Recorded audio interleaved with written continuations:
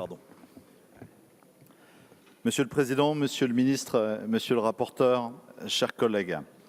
Monsieur le Ministre, vous avez évoqué hier Jean Jaurès, la mémoire de Jean Jaurès, en citant cette fameuse citation « Le courage, c'est d'aller au réel, c'est d'aller à l'idéal en comprenant le réel ». Comprendre le réel, c'est admettre peut-être une vérité qui peut déranger, qui peut tous nous déranger.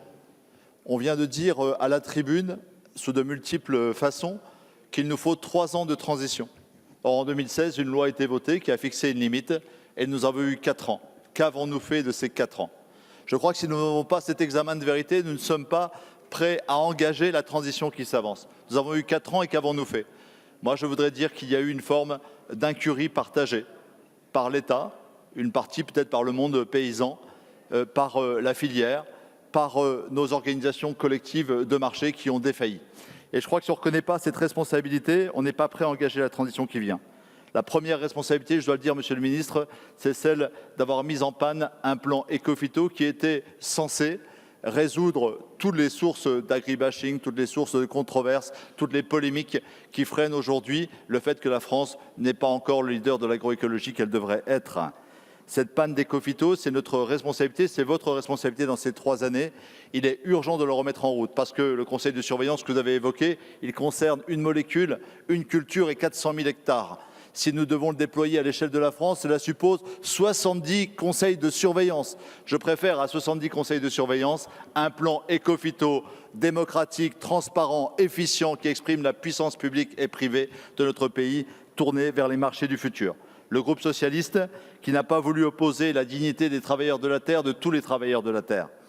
Celle de l'ambition d'une France, non seulement dans la souveraineté, je préfère, Monsieur le Ministre, l'expression d'une contribution à la sécurité alimentaire mondiale où la France doit prendre toute sa place, et puis celle de la protection de l'assurance vie que représente la biodiversité. En voulant concilier ces 3 impératifs, nous avons conçu ce que nous avons appelé un plan B, comme un processus qui associe des innovations de marché, celle de la vision d'une filière qui fabrique un sucre à 50% dans 10 ans, qui soit sous mention valorisante, celle d'une révolution économique et sociale qui crée par la solidarité une véritable force dans les marchés du futur.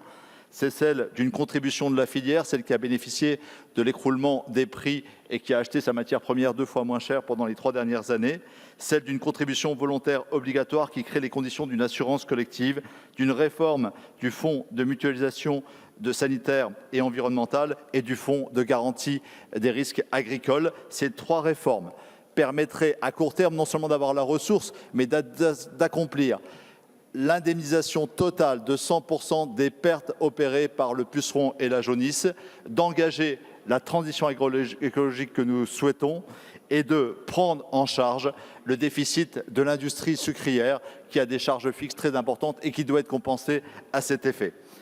Tout ça n'est pas possible s'il n'est pas au service d'une 3e révolution qui est une innovation agroécologique. Il s'agit là de combiner 7 techniques, je n'en citerai que 3, le criblage génétique, le choix des variétés, celui bien sûr de l'écologie chimique par l'addition des variétés et surtout au-delà des variétés sur le mélange des espèces, et puis la 3e qui me paraît une des plus grandes promesses à court et à moyen et long terme, celle du changement de nos mosaïques paysagères. Mes chers collègues, en combinant ces innovations de marché et commerciales, une innovation économique et sociale, et en combinant la transition agroécologique, nous pourrons créer les conditions d'une filière durable. Une filière durable qui ne pourra l'être qu'à la condition que nous réformions les marchés. Nous avons 2 outils pour cela qui sont sous-utilisés et je vous invite, Monsieur le Ministre, à les mettre en œuvre. Le premier, c'est celui des organisations de producteurs. Les grandes régions françaises qui produisent de la betterave doivent s'organiser non seulement pour fixer un prix de base tel que prévu dans les lois Sapin 2 et dans la loi Egalim, mais elles doivent pouvoir réguler le marché à nouveau avec des instruments nouveaux, sinon tous nos discours seront vains et nous irons de crise en crise. Enfin, nous devrons mobiliser une réforme de l'organisation commune des marchés à l'échelle européenne et j'attends de vous que vous la souteniez dès demain.